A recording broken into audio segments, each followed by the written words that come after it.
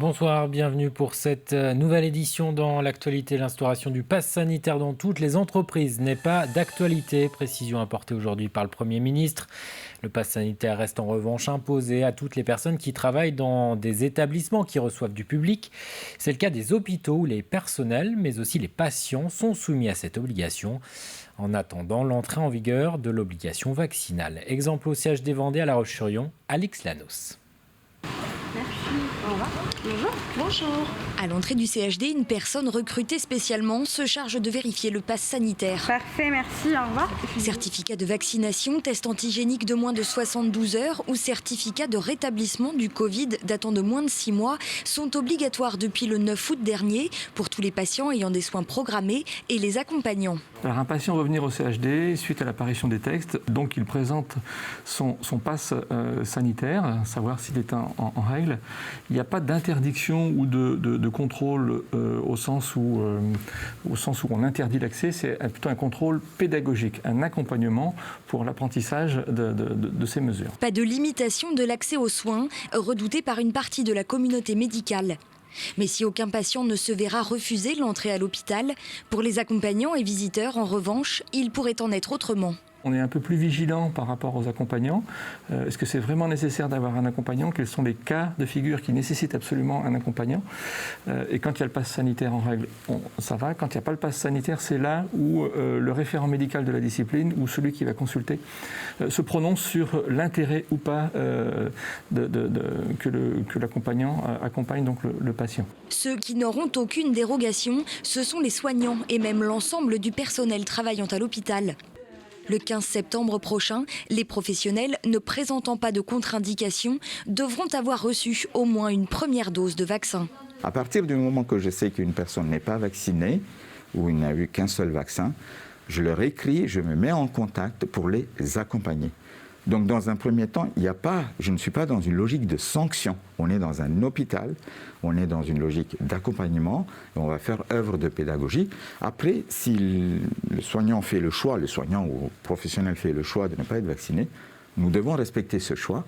Et de la même façon, ce professionnel respectera le choix d'être suspendu parce qu'il n'y a pas d'autre possibilité, la suspension entraînant l'arrêt de rémunération.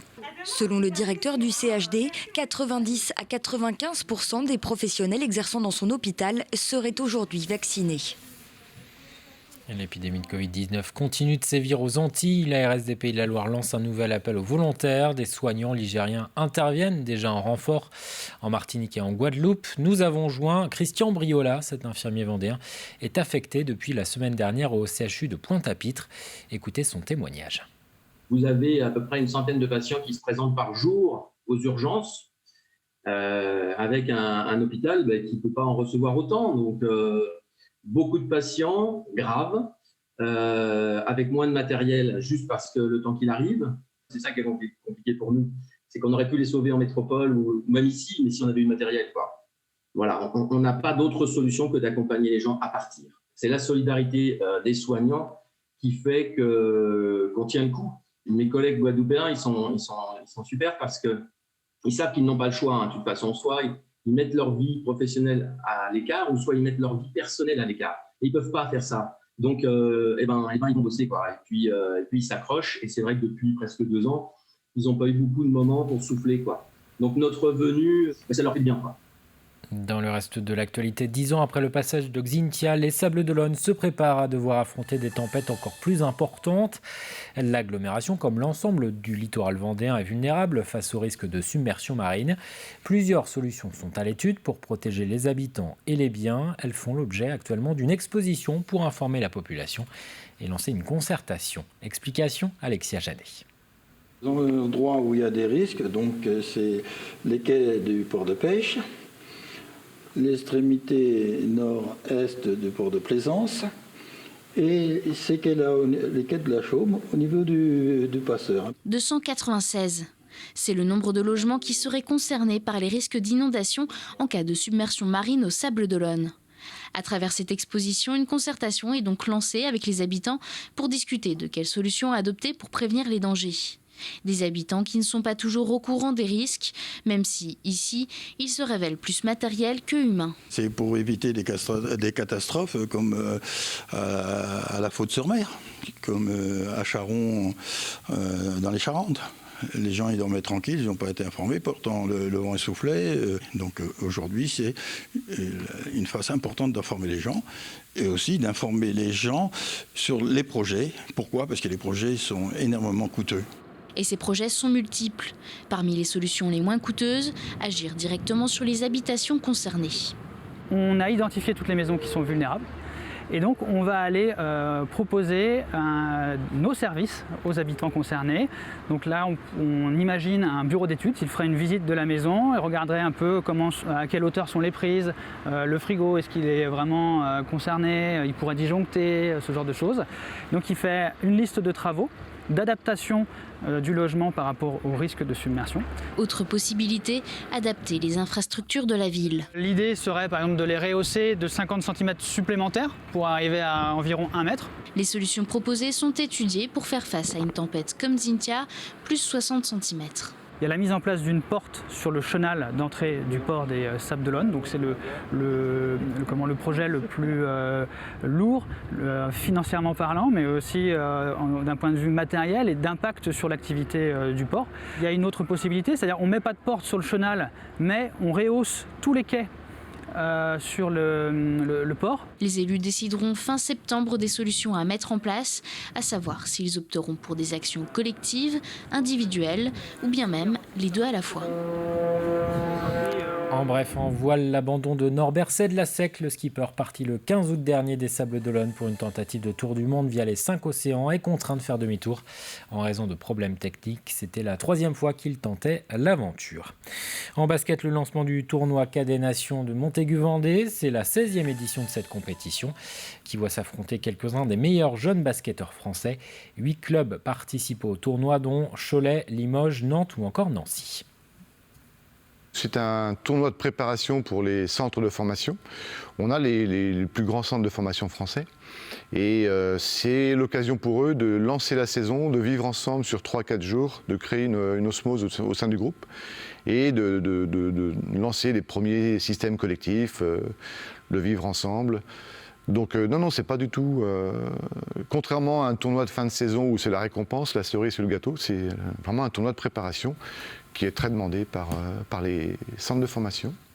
Partons à la découverte à présent de l'exposition Intime insulaire présentée jusqu'à cet automne à l'hôtel Jacobsen de Noirmoutier-en-l'Île. Son auteur est Maurice Rougemont. Le photographe est connu pour avoir effectué les portraits d'écrivains ou de cuisiniers. Cette fois, ce sont des visages de Noirmoutrin qui sont à découvrir, des personnalités de l'île. Grégoire de Châtillon.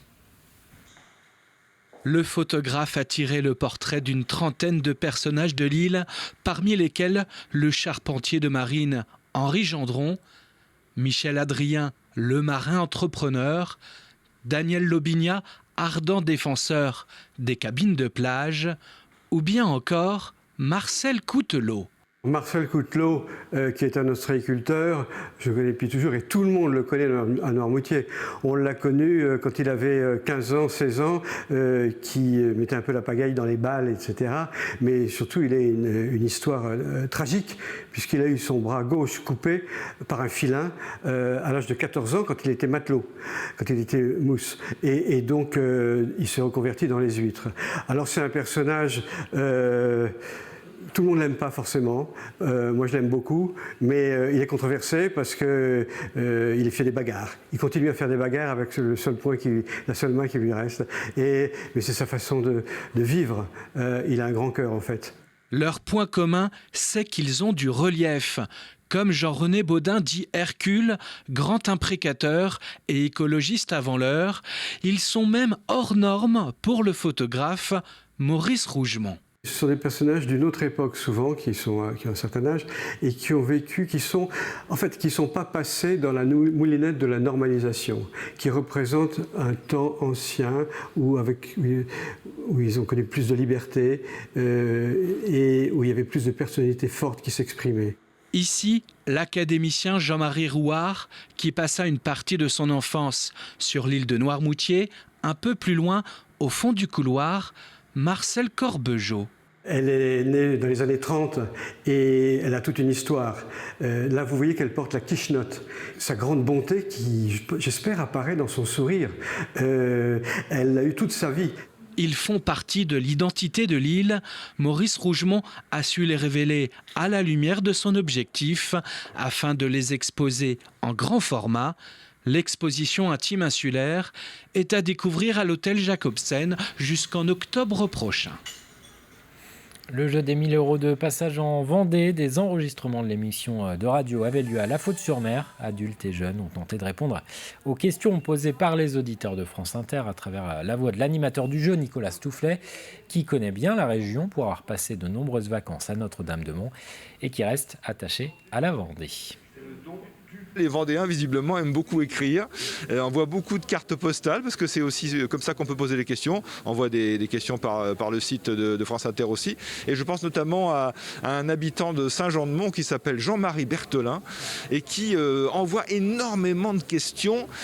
Souvent, on me dit « Ah, encore des questions de Monsieur Berthelin ?» Et je réponds d'abord, elles sont de bonnes questions. Ensuite, il en envoie énormément. On en prend finalement assez peu par rapport au nombre qu'il nous envoie. Et c'est vrai que la Vendée est souvent citée sur l'antenne à travers les auditrices et auditeurs questionneurs. On termine avec les prévisions météo pour ce vendredi. Encore un large soleil et des températures qui seront en baisse. Il fera de 9 à 14 degrés au lever du jour. Dans l'après-midi, comptez 20 à 21 degrés sur les îles, 24 à la Tranche-sur-Mer et 26 degrés à La Roche-sur-Yon. Bulletin complet dans un instant. C'est la fin de cette édition. Merci de votre attention. Très bonne soirée sur TV Vendée.